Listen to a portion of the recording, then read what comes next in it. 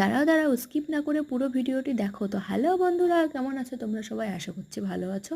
আমিও মোটামুটি ভালো আছি। তো আমি প্রিয়া, আমি নিয়ে চলে এসেছি তোমাদের জন্য একটি দুর্দান্ত স্বাদের রেসিপি।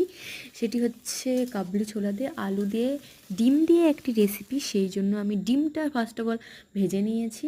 এরকম টুকরো টুকরো করে ছোটো ছোটো করে ডিমগুলো ভেজে নিয়েছি। ডিমগুলো কিন্তু হাঁসের ডিম, খুব সুন্দর টেস্টি ডিম। তো ওই কড়াইয়ের মধ্যে তেল দিয়ে পেঁয়াজ আর রসুনটা দিয়ে দেবো।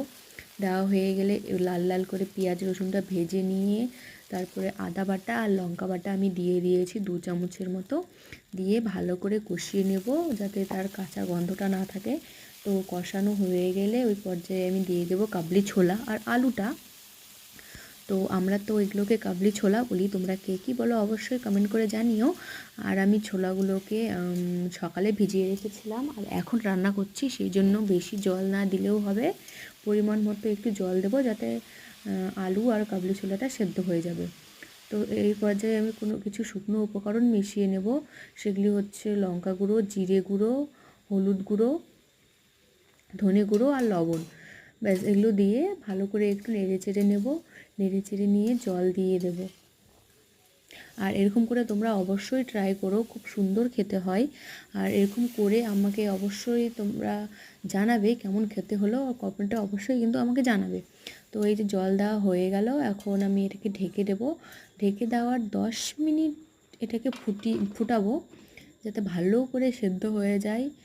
তো এই যে ঢেকে দিয়েছি যাতে তাড়াতাড়ি হয়ে যায়। আর এই যে 10 মিনিট পর দেখো কত সুন্দর ছোলা আর আলুগুলো সেদ্ধ হয়েছে আর জলটা কত শুকিয়ে এসেছে। তো একটু নাড়াচাড়া করে আমি এই পর্যায়ে একটু তেল দিয়েছি, সেটা স্কিপ হয়ে গেছে, তোমরা একটু অ্যাডজাস্ট করে নিও। তো তেলটা দিয়ে ভালো করে আবার কষিয়ে নিয়েছি আমি। কষিয়ে নেওয়ার পর পরিমাণ মতো জল দিয়েছি, জলটা একটু বেশি করে দিয়েছি। এতটুকু জল আমি রাখবো না, শুকিয়ে নেব। তো এই পর্যায়ে কিছু আলু আমি ভেঙে নিচ্ছি এইভাবে। আর আলুটা এইভাবে ভেঙে নিলে, ভেঙে যদি দেওয়া হয় তাহলে গ্রেভিটা খুব সুন্দর হয়, খেতেও খুব সুন্দর হয়। তো আলুগুলো ভেঙে দিয়ে জলটা অনেকটা শুকিয়ে এসেছে। তো এই পর্যায়ে আমি ডিমগুলো দিয়ে দিলাম। দিয়ে নেড়ে চেড়ে একটু স্বাদ অনুযায়ী চিনি আর গরম মশলা দিয়ে আমার ডিম কাবলি ছোলার রেসিপি রেডি।